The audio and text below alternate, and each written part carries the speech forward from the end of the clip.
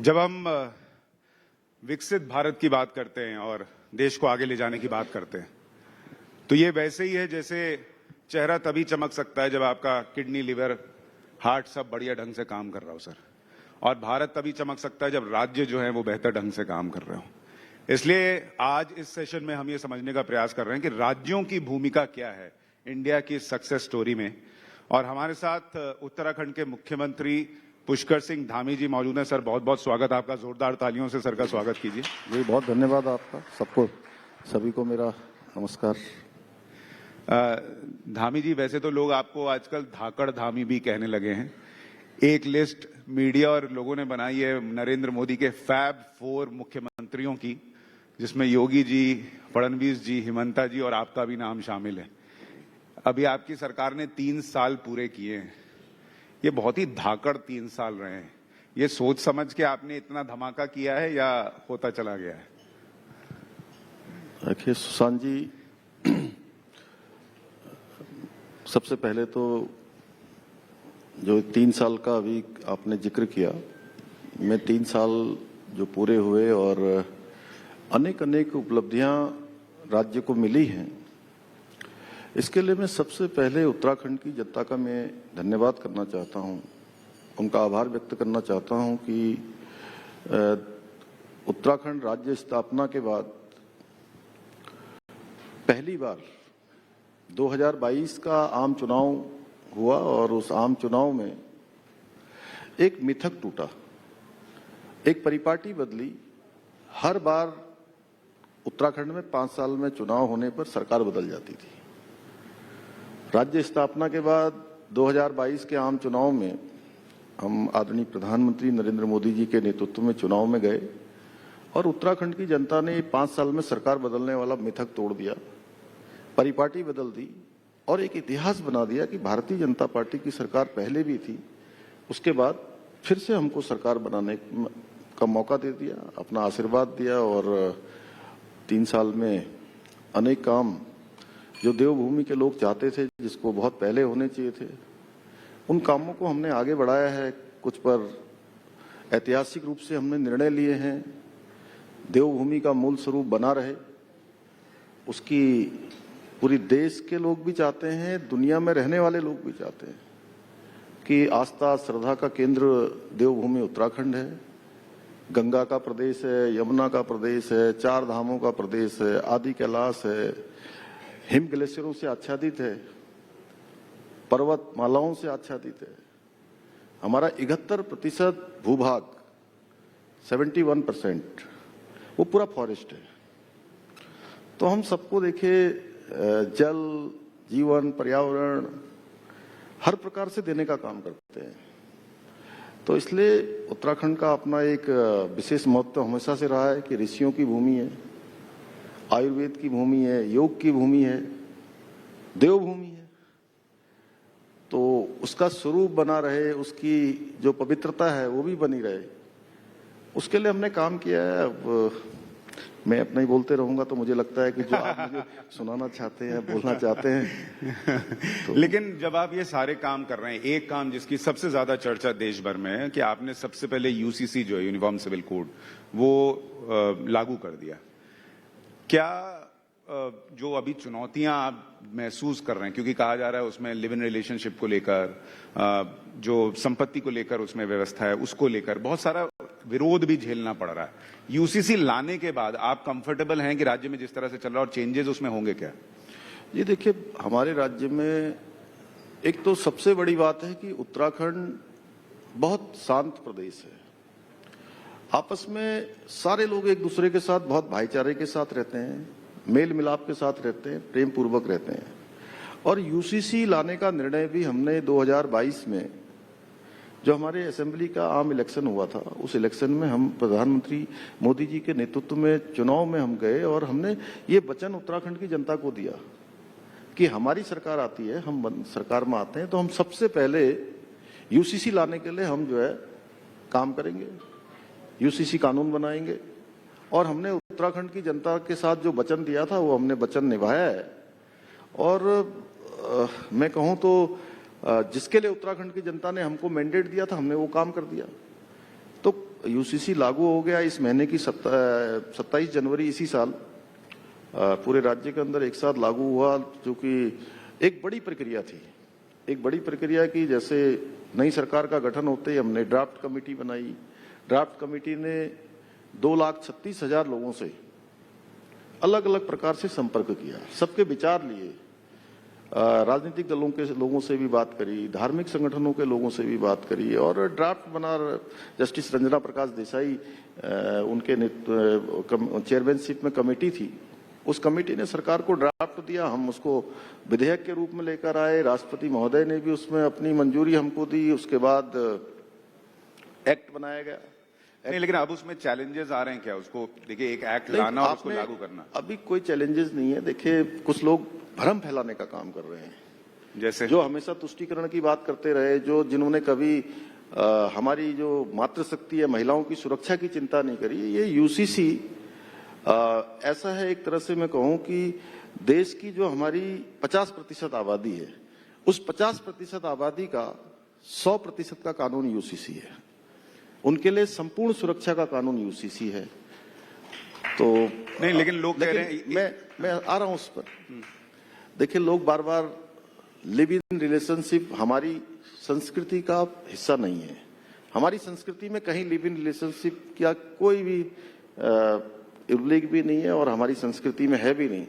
लेकिन माननीय उच्चतम न्यायालय में कई बार ये प्रकरण आए, और हम लोकतांत्रिक मूल्यों पर विश्वास करने वाले हैं, लोकतांत्रिक मूल्यों पर चलने वाले हैं। तो लिव इन रिलेशनशिप में हमने प्रावधान किया है कि अब कोई भी लिव इन रिलेशनशिप में रहता है तो उसके माता पिता को उसकी जानकारी दी जाएगी। उनका एक कोई न कोई रिकॉर्ड बनाया जाएगा कि लिव इन रिलेशनशिप में ये लोग रह रहे हैं। क्योंकि बहुत बार ऐसा होता है कि साथ में रहते हैं, आज संबंध अच्छे हैं तो साथ में रह रहे हैं, और साथ में रहते रहते संबंध खराब हो जाते हैं। कई बार जब संबंध खराब हो जाते हैं तो उन पर आपस में झगड़ा शुरू हो जाता है, मारपीट होती है, हिंसक गतिविधियां होती हैं, और बहुत सारे मामलों में हत्याएं हुई हैं। सूटकेसों में काट काट के, बॉडी के टुकड़े काट काट के रख दिए गए, फ्रीजों में भर दिए गए। इसी दिल्ली में 2022 में सरदा बालकर और आफ्ताब का एक बहुत चर्चित कांड यहाँ दिल्ली में हुआ था। पर सर, वो तो पत्नी भी कटवा दे रही है मेरठ में, तो लिव इन रिलेशनशिप से क्या है? नहीं, देखिए, वो एक अलग विषय है। लेकिन हमने जो इसमें प्रावधान किया है, वो प्रावधान हमने इसलिए किया है कि हमने उन बच्चों की सुरक्षा का प्रबंध किया है।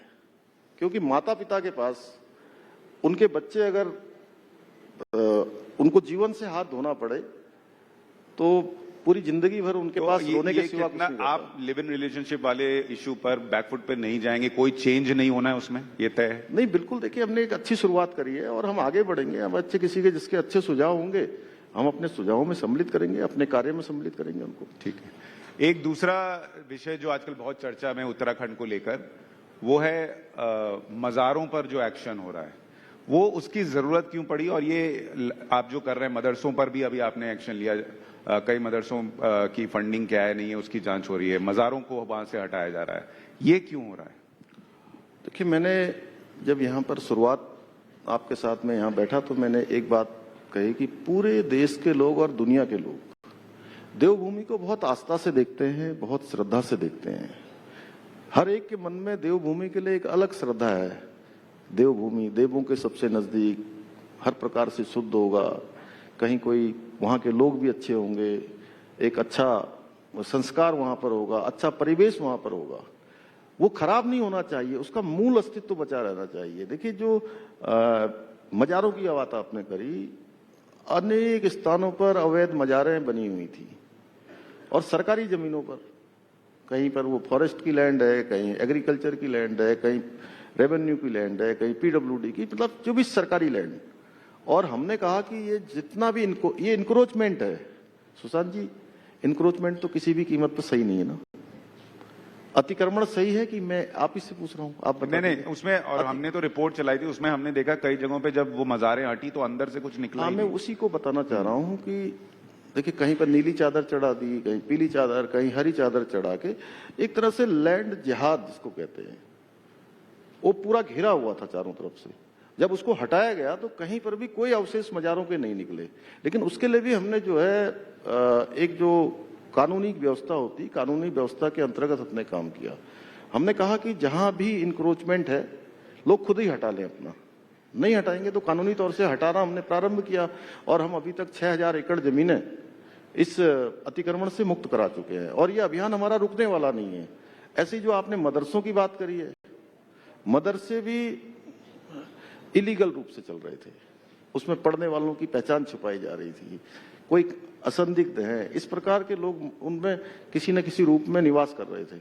उनकी खोजबीन शुरू करी हमने सारे जिलाधिकारियों के माध्यम से, पुलिस के माध्यम से। जहां जहां भी ये अवैध रूप से पाए गए उनको सील किया गया है, उनको बंद किया गया है और ये अभियान हमारा चलने वाला है। मैंने कहा कि देवभूमि की पवित्रता बनी रहनी चाहिए, ये मैं ही नहीं चाहता, देवभूमि उत्तराखंड के लोग तो चाहते ही हैं, लेकिन अगर पूरे देश के अंदर भी आप बात करेंगे तो हर कोई कहेगा कि नहीं, अवैध अतिक्रमण हटाया जाना चाहिए, वो हटाएगा। लेकिन इसका जो नैरेटिव गढ़ा जा रहा है वो ये है कि पुष्कर सिंह धामी मुसलमानों के खिलाफ हैं और आप जानबूझ के उनको टारगेट कर रहे हैं। नहीं नहीं, ऐसा देखिए, एक भी मामले में आप बताइए कि अगर हम अवैध अतिक्रमण हटा रहे हैं तो हम किसी के खिलाफ थोड़ी ना काम कर रहे हैं। अवैध अतिक्रमण में कोई भी होगा तो हटाया जाएगा उसको। मैं समझता हूं अगर यहाँ पर ऑडियंस इतने लोग हैं, इनसे भी आप पूछ लें कि भाई अवैध अतिक्रमण हटाया जाना चाहिए कि नहीं हटाया जाना चाहिए, बताइए हटाया जाना चाहिए कि नहीं जाना चाहिए? यहाँ तो समर्थन है, लेकिन आपके जो समर्थन नहीं अभी कहाँ पूरे देश के अंदर कहीं भी आप पूछेंगे तो लोग कहेंगे कि नहीं, कोई ऐसा गलत काम नहीं हो रहा और हमारे यहाँ पर इस प्रकार का कोई वातावरण भी नहीं है। देखिए, क्योंकि हमारे यहाँ, मैंने पहले ही कहा कि आपस में सब लोग मेल मिलाप से रहते हैं। आप मुझे कह सकते हैं क्या कि मैं किसी को टारगेट करके काम करूंगा? ये हमारा बिल्कुल भी कार्य व्यवहार नहीं है। लोग कह रहे हैं भाई उत्तराखंड में इतनी बार बीजेपी की सरकार रही, किसी ने मजारों पर एक्शन नहीं लिया, ये धामी साहब आके हटवा रहे हैं सबको। अब देखिए, जो काम पहले नहीं हो पाए, अभी मैं विधानसभा में बोल रहा था एक दिन, उन्होंने कहा कि एनडी तिवारी साहब ने इस चीज की शुरुआत करी। मैंने कहा जी, एनडी तिवारी साहब हम लोगों के लिए बहुत हमारे प्रेरणा के वो हैं, उन्होंने बहुत काम किए, देश में भी किए, उत्तराखंड में भी किए। हाँ, लेकिन जो काम उन्होंने शुरुआत की है उन कामों को हमने आगे बढ़ाया है। जो काम उनके समय में या मेरे से पूर्ववर्ती वालों के समय में नहीं हो पाए हैं, वो काम भी मुझे करने हैं। तो जो काम पहले नहीं हो पाए उन कामों को अब आगे बढ़ा रहे हैं।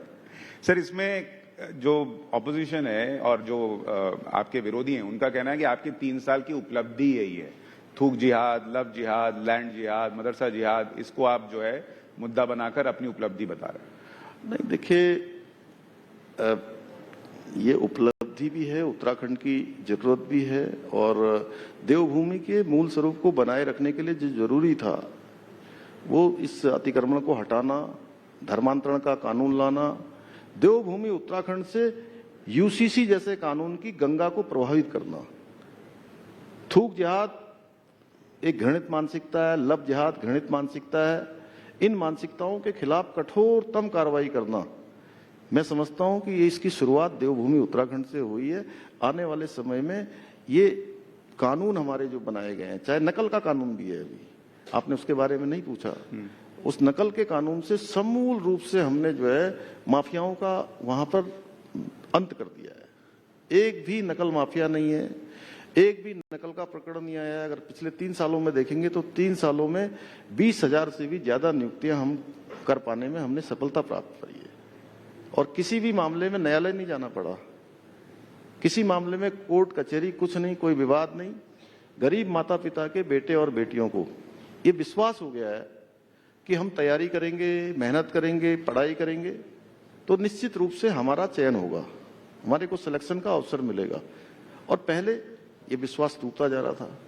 हमारे यहाँ बहुत सामान्य स्थितियों परिस्थितियों में रहकर लोग अपने बेटे और बेटियों को पढ़ाते हैं, उनकी तैयारियां करवाते हैं। कोई सब्जी की दुकान करता है, कोई चाय की दुकान करता है, कोई दूध बेचता है, छोटा छोटा कोई खेत का काम करता है, नौकरी करता है, लेकिन कोशिश करता है कि मैं अपने बच्चों को अच्छा पढ़ाऊं लिखाऊं, उनके लिए कोचिंग की व्यवस्था करूं, ट्यूशन की व्यवस्था करूं, उनके लिए कहीं पर शहर में ले जाकर उनके लिए मकान कमरा किराए में लूं।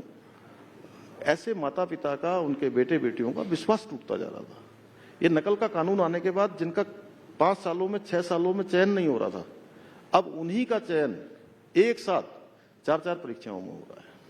सर, लेकिन एक चीज ये बताइए, जब आप ये मजार हटाते हैं, मदरसों पे एक्शन लेते हैं, देश में किसी दूसरे हिस्से में ऐसा हो तो सड़क पे भीड़ आ जाती है, उत्तराखंड में नहीं आती, आपका विरोध नहीं होता, ये आपने क्या सेटिंग की हुई है?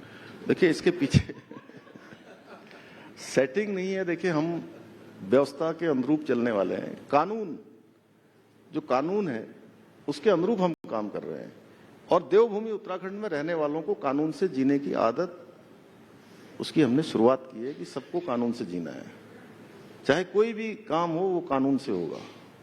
तो इसलिए कानून को सब मान रहे हैं। नहीं, कानून तो एक वो वक्फ वाला भी आ रहा है, उसको लोग नहीं मान रहे, सड़क पर आ जा रहे हैं। नहीं मानेंगे, देखिए हम लोग उत्तराखंड में उसको भी मनवाएंगे। उत्तराखंड में कर देंगे, मनवाएंगे जी। लेकिन जब ये सारी चीजें हो रही है और मैं वक्फ पर आऊं उससे पहले एक चीज जिसकी चर्चा होती है, आपको लगा जब आप मुख्यमंत्री बने और आपने ये सब काम शुरू किया, आप बार बार देवभूमि की पवित्रता की बात कर रहे हैं, क्या पॉलिटिकली देवभूमि की डेमोग्राफी चेंज करने का प्रयास हुआ है पिछले कुछ सालों में? क्या ये बिल्कुल काफी परिवर्तन करने के प्रयास हुए और इस पर किसी का ध्यान नहीं गया। और इन सालों में हमने देखा है कि तेजी से डेमोग्राफिक जो चेंज हुआ, जिसके कारण से राज्य में असंदिग्ध लोगों की संख्या बढ़ी, ऐसे लोग बढ़े, रोहिंग्या बढ़े, तमाम प्रकार के लोग बढ़े जिनके आपराधिक इतिहास थे। हमने इसका वेरिफिकेशन शुरू करवाया है और ये देवभूमि के मूल स्वरूप के लिए जरूरी था। और आज अब कानून का राज स्थापित हो गया है। आसानी से अब कोई ये नहीं सोच सकता है कि भाई हम अपराध करेंगे, हम गलत काम करेंगे और देवभूमि में आकर छिप जाएंगे, क्योंकि देवभूमि के अंदर देखिए हमने अतिथि देवो भव की तर्ज पर काम शुरू किया है। हमारा राज्य बड़ी संख्या में चारधाम यात्रा पे आने वाले लोगों का राज्य है। चारधाम यात्रा हमारी अभी अप्रैल माह से प्रारंभ हो रही है, तो पूरे देश दुनिया के लोग आते हैं, पूरे देश के लोग पर्यटन के लिए आते हैं, पूरे साल भर पर्यटन चलता है। हमने इस बार नया काम शुरू किया है, शीतकालीन यात्रा भी प्रारंभ की है और आदरणीय प्रधानमंत्री जी ने भी हमारा प्रोत्साहन करने के लिए वो भी यात्रा का हिस्सा बने। इस बार मुखवा हरसिल में आकर, माँ गंगा का मायका होता है, आप जानते होंगे, हरसिल में तो 6 माह माँ गंगा की डोली वहां पर निवास करती है, पूजा पाठ वहां पर होता है। तो आदरणीय प्रधानमंत्री जी भी वहां आए। तो इसलिए प्रदेश के अंदर कानून व्यवस्था अच्छी होनी चाहिए, लोगों को अपनी सुरक्षा की चिंता नहीं होनी चाहिए, किसी प्रकार का भय नहीं होना चाहिए। तो इसलिए हमने कहा कि नहीं भाई। अब आपने ये चारधाम यात्रा जो शुरू हो रही है उसमें आपने कह दिया रील नहीं बनाने देंगे, अब जेनजी का क्या होगा? किसका? ये जो नेक्स्ट जनरेशन है रील वाली, आपने कहा चारधाम में जो लोग आ रहे हैं उनको रील नहीं बनाने देंगे। नहीं, देखिए ऐसा है कि यात्रा केवल शुद्ध रूप से यात्रा होनी चाहिए। मैं तो आज चूंकि यात्रा शुरू होने से पहले आपके इतने बड़े मंच पर आपके साथ हूं और पूरे देश भर के अंदर दुनिया भर के लोग आपको भी बहुत देखते हैं, आपका वो भी देखते हैं, सब देखते हैं, जो भी आपका सोशल मीडिया से सारे आपके क्रियाकलाप हैं उसको देखते हैं। तो मैं जरूर जानता हूं कि आप यहाँ बैठे हैं तो मेरी बात सब तक पहुंचेगी। देखिए यात्रा के कुछ नियम होने चाहिए। यात्रा के नियम हमारे पहले के समय से, ऋषि मुनियों के समय से, हमारे पूर्वजों के समय से यात्रा के नियम बने हुए हैं। यात्रा में साफ सफाई से रहना है, नियम संयम से रहना है। तो ये यात्रा धर्म के लिए है, ये हमारा तीर्थाटन है। तीर्थाटन और पर्यटन दोनों अलग अलग हैं। पर्यटन के लिए अलग स्थान बने हुए हैं और तीर्थाटन के लिए अलग स्थान बने हुए हैं। तो दोनों पर पालन करेंगे तो मैं समझता हूं कि कई बार देखिए ऐसा होता है कि एक छोटा सा रील बनता है, पता नहीं कितने साल पुराना रील, जब हमारी चारधाम यात्रा शुरू होती है उस समय डाल देते हैं कि यहाँ व्यवस्था हो गई, यहाँ पर ये हो गया। तो उसके कारण से पूरे देश भर के, दुनिया भर के अंदर लोगों में एक ऐसा संदेश जाता है, उसकी जो वेरीफाइड उस समय नहीं हो पाता है। तो इसलिए हमने एक प्रयास किया है कि भाई वहां पर पवित्रता बनी रहे, अच्छे से लोगों के दर्शन हो, लोगों की सुरक्षा का प्रबंध हो, उनको कोई परेशानी न हो। जो भी चारधाम यात्रा में आ रहे हैं वो अपनी यात्रा शांतिपूर्वक संपन्न। रील कल्चर छोड़कर फील कल्चर के साथ आइए, फील कीजिए अध्यात्म को, सनातन को। नहीं, सबका स्वागत है और अच्छी यात्रा करवाएंगे सब। लेकिन जब आप चारधाम यात्रा भी करा रहे हैं, अभी केदारनाथ में भी जो विकास हो रहा है, एक कंसर्न लोगों का है उत्तराखंड को लेकर कि डेवलपमेंट जरूरी है लेकिन किस लेवल पर जाकर, क्योंकि पहाड़ों को आप कितना खोदेंगे। क्या केदारनाथ में फिर से उस लेवल पे कंस्ट्रक्शन तो नहीं हो रहा जो कि समस्याएं खड़ी कर सकता है? उत्तराखंड में ऐसा तो नहीं हो रहा? देखिए केदारनाथ पूरे दुनिया के लोगों के लिए बहुत बड़ा आस्था और श्रद्धा का केंद्र है बाबा के, श्री केदार बाबा का धाम, बाबा का स्थान।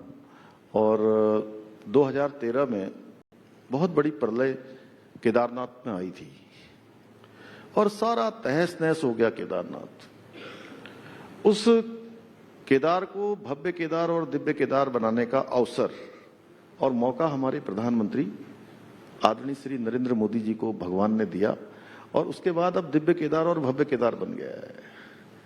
वहां पर नवनिर्माण हो गया, पुनर्निर्माण हो गया, कई सारे काम हुए हैं, लेकिन वो सारे के सारे काम इकोलॉजी को बराबर ध्यान में रखते हुए कि इकोलॉजी भी बनी रहे और उसका संतुलन भी बना रहे और उसके अनुरूप, क्योंकि हमने जो उत्तराखंड राज्य में विकास का मॉडल अपनाया है वो इकोलॉजी और इकोलॉजी दोनों में संतुलन का अपनाया है, दोनों में बैलेंस रहे।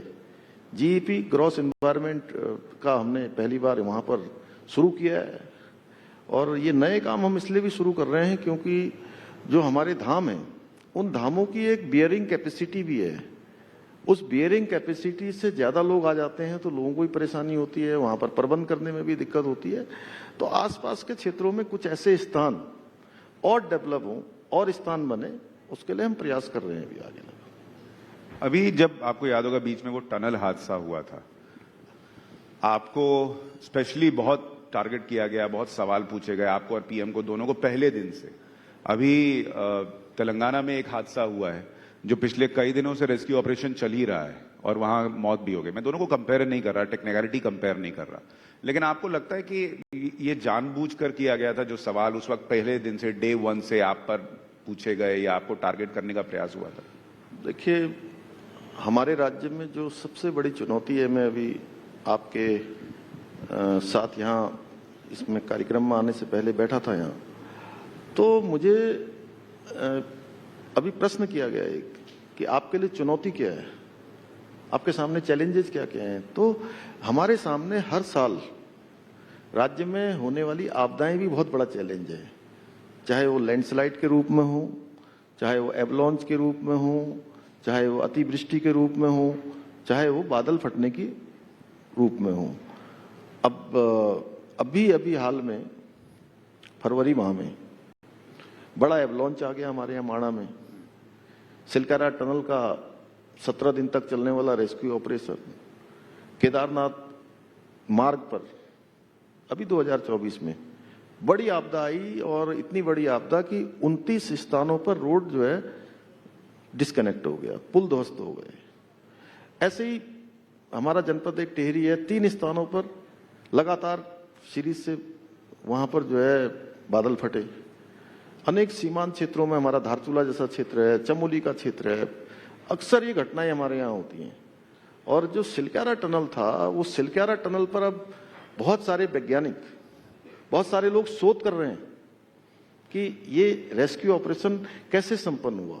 मैं आपको बताऊं, चैलेंज जो लोग मीन मेख निकालने वाले हैं, जिनकी बात आप कर रहे हैं, वो तो आपदा में भी अवसर ढूंढते हैं, जबकि अब आपदा तो कोई लाता नहीं है, आपदा तो आपदा होती है, किसी भी समय आ जाती है। लेकिन उसमें अवसर ढूंढने वालों से मैं यही कहूंगा कि ऐसे समय में राजनीति नहीं करनी चाहिए। और जो 41 लोगों को जो हम सुरक्षित रूप से सब लोग मिलकर, मैं कह रहा हूं कि हम लोग सशरीर वहां पर थे, लेकिन हमारे प्रधानमंत्री श्री नरेंद्र मोदी जी लगातार एक दिन में कई बार उनकी जानकारी लेते थे। जिस प्रकार की टेक्नोलॉजी की वहां पर जरूरत होती थी, अगर मशीन लानी हो, चाहे उसमें अच्छे टेक्नोलॉजी को जानने वाले वैज्ञानिक लाने हो, अनुसंधान करने वाले लाने हो, देश दुनिया के लोगों को बुलाना हो, ऑस्ट्रेलिया से भी जो है वहां पर इसके विशेषज्ञ आए, उन सबको करना हो, वो सारा का प्रबंध हमारे प्रधानमंत्री मोदी जी के कारण ही हमको वहां पर इतनी बड़ी सफलता मिल पाई और हम 41 लोगों को बचा पाए। भारत सरकार की अनेक एजेंसियां और पूरे देश के लोगों ने, और मैं कहूं कि देश ही नहीं दुनिया के लोग दुआएं कर रहे थे उनको बचाने के लिए। आपको उस वक्त याद है पीएम से जो आपकी लगातार बातचीत हो रही थी, कोई कॉन्वर्सेशन जिससे आपको लगा कि उसने बड़ा हौसला दिया इस पूरे रेस्क्यू ऑपरेशन को पूरा करने? नहीं, मैं आपको बताऊं कि प्रत्येक दिन, एक दिन हो, 2 दिन हो, जब 60 मीटर का लगभग ऐसा रास्ता था जहां वो फंसे हुए थे और पाइपलाइन डाली जा रही थी जिससे उनको निकाला जाए। तो पहले दिन ये हुआ कि बहुत सामान्य हादसा है और जेसीबी चलेगी, पोकलैंड चलेगी, सारा मलबा हटा देगी और इन लोगों को हम बाहर निकाल लेंगे। दीपावली के दिन हुआ था, मुझे याद है, 12 नवंबर को। तो शाम को फिर वो मलबा हटाने लगे लोग, तो थोड़ा मलबा हटाते थे तो ऊपर से भयंकर रूप से चट्टान नीचे आती थी। फिर ये हुआ कि पाइपलाइन डाली जाएगी। पाइपलाइन 5-6 फुट गई, 5-6 मीटर। उसके बाद बड़ा रॉक आ गया, हार्ड आ गया। फिर रुक गया तीसरा दिन, चौथा दिन, पांचवा दिन, 7वें 8वें दिन ऐसा लग रहा था कि अब जो है हम ये पाइपलाइन तेजी से अंदर डाल देंगे। तो 42-44 मीटर पर जाकर फिर पूरी मशीन फंस गई अंदर। जो आगर मशीन होती है, एक नई टेक्नोलॉजी है, वो मशीन अंदर जाकर पूरी बैंड हो गई। अब उस समय तक जो मजदूर लोग जो अंदर थे उनसे हम बात कर रहे थे, तो हमने उनको कहा था कि हम आपको जो है 1-2 दिन में बाहर निकाल लेंगे। तो जब मैं वहां पहुंचा कुछ काम करके, मैं रोज वहां पहुंचता था, रोज वहीं रहता था मैं भी। सारे काम मैंने अपना कैंप कार्यालय भी वहां पर खोल लिया था। तो जब हम वहां पहुंचा मैंने देखा कि सारे लोग बड़े निराश बैठे हुए हैं कि अब क्या होगा, कोई रास्ता नहीं है कि हॉरिजेंटल और वर्टिकल कहां से हम ड्रिल करें कि जहां से इनको हम निकाल पाएं, और रास्ते भी निकालें क्योंकि एक रास्ता बंद हो गया है। तो मैंने सभी लोगों से कहा, भाई देखो ऐसा है कि इसमें हम सब लोग एक साथ जब प्रयास करेंगे, ये हमारी कलेक्टिव बार्गेनिंग एक शब्द होता है, थोड़ा मैं मैनेजमेंट का विद्यार्थी रहा, तो मैंने कहा सबको कलेक्टिव बार्गेनिंग करनी है, इसमें एक साथ हमको प्रयास करना है, हमें अन्य रास्ते ढूंढने हैं। ये कोई एक व्यक्ति इसके लिए जिम्मेदार नहीं है कि ये आपदा आई हुई है, लोग फंसे हुए हैं। तो सबसे पहले हमको जो है, जो लोग अंदर जिनकी हिम्मत, अब 12 दिन हो गए, अब उनकी हिम्मत बतानी है पहले तो, कि उनको बताना है। मैंने कहा मैं पहले उनसे बात करने जा रहा हूं। मैं उनसे बात करने के लिए गया, वहां से मैंने कहा वो लाइन जोड़िए, क्योंकि उनको बताना जरूरी था कि भाई आप अभी टाइम, मैंने जब उनको बोला कि आप तो जानते हो कि भाई ये 56 मीटर पर, 57 मीटर पर ये हमको ब्रेक थ्रू मिलना है, हम अभी 47 पर पहुंच गए हैं, 10 बचा है, लेकिन ये मशीन यहां पर हमारी टूट गई है। अब इस मशीन को काट काट के बाहर निकालना पड़ेगा। वो कठिन काम था, पाइप के अंदर जाकर मशीन को काटना, और गर्मी हो जाती थी अंदर, हाथ से काट के फिर उसको बाहर निकालना, और 1 मीटर काटने में लगभग 3 घंटे का समय लगता था। तो उनको मैंने कहा कि भाई हम 10 मीटर दूर हैं आपसे, और अब ऐसी ऐसी स्थिति पैदा हो गई है, मुझे लगता है कि 2-4 दिन 5 दिन और लग सकता है। तो मैं सच में, मुझे अच्छा ये लगा कि जो हमारे श्रमिक भाई उसमें फंसे हुए थे, जो उनके लीडर थे, गब्बर सिंह नेगी, अखिलेश, एक सबा खान बिहार के थे, तो इनसे मैंने जब बात करी तो इन्होंने मुझे बहुत जोश दिलाया। उन्होंने कहा नहीं, हमें प्रधानमंत्री जी पर, आप पर बड़ा भरोसा है कि आप लोग हमको निकाल लोगे, और आप हमारी चिंता मत करिए, 5 दिन नहीं, अगर हमें 10 दिन भी रहना पड़ेगा तो हम 10 दिन यहाँ रह लेंगे, और आप हमको बस, आप अपनी चिंता करिए बाहर की, हमारी यहाँ की चिंता मत करिए, हमारे परिवार वालों को बता दीजिए। तो उनका हौसला था, और अगले 5 दिनों तक फिर चला, और भगवान की ऐसी कृपा हुई, वो सारे के सारे सुरक्षित निकल गए। मैं सच बताऊं, जब वो सबके सब बाहर निकल गए तो तब मुझे एहसास हुआ कि अब कोई दिक्कत नहीं, क्योंकि हर दिन सवेरे होती थी 8-9 बजे के बीच में प्रधानमंत्री जी का फोन आ जाता था। 8 से 9 के बीच में पर डे में खाली रहता था कि अब पीएम साहब का फोन आएगा। तो उनका फोन आने से फिर दिन भर काम करते थे। लेकिन कई बार ऐसी स्थिति होती थी कि आसमान को देखते थे कि भाई अब करें तो करें क्या, कौन सी टेक्नोलॉजी लाएं, कौन सा काम करें, क्या कहें, किसको कहें। कहीं कोई जगह नहीं बचती थी, सब कुछ था, पूरा देश उनके लिए दुआएं कर रहा था। जब वो निकल गए बाहर तो मैंने आसमान को देखा तो मुझे लगा कि मेरे आंसू निकल जाएंगे। तो मैंने फिर अपने को संभाला, तो बाहर आया, तो फिर रात को लगभग 10-10:30 बजे का टाइम होगा, तो फिर प्रधानमंत्री जी का फोन आया। उन्होंने सभी को शुभकामनाएं दी और सबको बताया कि मेरी तरफ से सबको बता भी देना। उन्होंने फिर होटल में जो लोग हमारे जो श्रमिक निकले थे उन सभी से भी बात करी रात को ही। जब ये 8-9 बजे के बीच प्रधानमंत्री का फोन आता था तो आपको तनाव रहता था कि अब फिर बॉस का फोन आने वाला है? नहीं, उस समय तो उनका फोन आना माने कि एक तरह से हौसला बढ़ता था कि हमसे ऊपर वो है। नहीं तो वहां तो ऐसा लगता था कि कोई है ही नहीं, अब किसको कहूंगा मैं वहां, मैं खुद एक राज्य का मैं प्रमुख हूं और उसमें मैं किसको कहूं, क्या करूं, कोई रास्ता ही नहीं सूझता था। धामी जी, ये भी बताइए, प्रधानमंत्री के साथ आपका काम करने का अनुभव क्या बताता है? क्योंकि बाहर जो इकोसिस्टम माहौल बनाता है कि नरेंद्र मोदी बहुत ऑटोक्रेटिक हैं, सुनते नहीं, उनको कोई फर्क नहीं पड़ता, मतलब अपनी दुनिया में रहते हैं। आपने एज अ सीएम जब उनके साथ काम किया, आपका अनुभव क्या है? देखिए, मैं आपको बताऊं कि मैं भी पहले ऐसा सोचता था। अच्छा। मैं अब चूंकि मेरा उधर देख रहा हूं कि टाइम भी पूरा हो गया, लेकिन मैं आपने बताना जरूर चाहता हूं, आपने मुझे कहा तो। मैं जब पहली बार इस जिम्मेदारी पर आया तो मैं उनसे मिलने के लिए गया, उस समय कोरोना चल रहा था। तो मुझे लगा कि एक कमरा खुला, मैं प्रधानमंत्री निवास में पहली बार गया था। एक बार अटल जी के समय में गया था पहले, लेकिन उतना अंदर नहीं गया था। तो इस बार मैं ये जिम्मेदारी मिलने के बाद लगभग 4 साल 3.5 साल पहले की बात है, मैं गया तो एक दरवाजा खुला। मैं जैसे अंदर गया तो मुझे लगा कि इसके अंदर प्रधानमंत्री जी होंगे या और अंदर होंगे। तो जैसे ही मैं पहुंचा तो आवाज आई, आइए आइए। तो मैं नीचे देख रहा था, मैंने सामने देखा तो मुझे प्रधानमंत्री जी दिखाई दिए। तो मैं बहुत संकोच कर रहा था, फिर थोड़ा आगे गया तो मैंने उनके लिए जो गुलदस्ता लिया था हाथ में, मैंने उनको गुलदस्ता दिया। तो उन्होंने मुझे बोला कि अपना मास्क हटा दीजिए। तो मैं उनकी तरफ देख ही नहीं रहा था, मैं देख नहीं रहा था, क्योंकि मेरा जैसा आप कह रहे हैं उसी प्रकार का था। लेकिन 2-3 मिनट में जो भी औपचारिकता होती है वो करने के बाद मैं सामने बैठा, और बैठते ही उन्होंने जब पूछना शुरू करा कि माता जी कहाँ हैं, गांव में है कि घर में है, वहां पर हैं। तो उनको पता था, जब मैं गया था तो उनको पता था कि माता जी गांव में रहती हैं। तो मैं बात करते करते मुझे ये बताया गया था कि आपका आधे घंटे का टाइम है बाहर पहले से। तो बात करते, और पहली बार थोड़ी 5 मिनट के बाद सच में सुशांत जी मुझे लगा ही नहीं कि मैं नरेंद्र मोदी जी से बात कर रहा हूँ। मुझे ऐसा लगा कि मैं अपने किसी अभिभावक से बात कर रहा हूँ। उसके बाद मुझे ऐसा लगा कि मैं लगातार बोल रहा हूँ और वो सुन रहे हैं। मेरा 1 घंटा 20-25 मिनट तक मैं उनके साथ रहा। तो एक एक चीज पर वो इतना अवसर देते हैं, कभी जोर से नहीं बोलना, कभी ये नहीं करना, हर छोटी चीज पर भी उनका जो है ध्यान रहता है।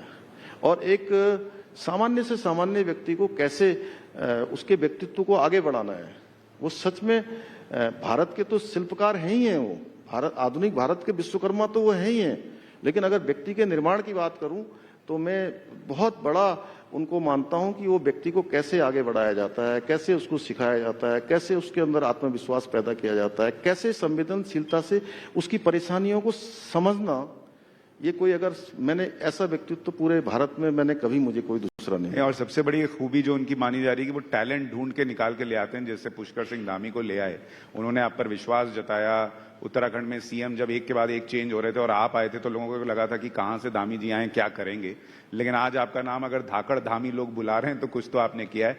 बहुत सारी आपको शुभकामनाएं सर। चलिए, बहुत। और उत्तराखंड में आप इसी तरह से बेहतर काम करते रहें। मुझे लग रहा है पब्लिक का सपोर्ट तो आपको मिल ही रहा है। जी जी, बहुत बहुत धन्यवाद। बहुत बहुत धन्यवाद। धन्यवाद। Thank you so much. जोरदार तालियां पुष्कर सिंह धामी जी के लिए।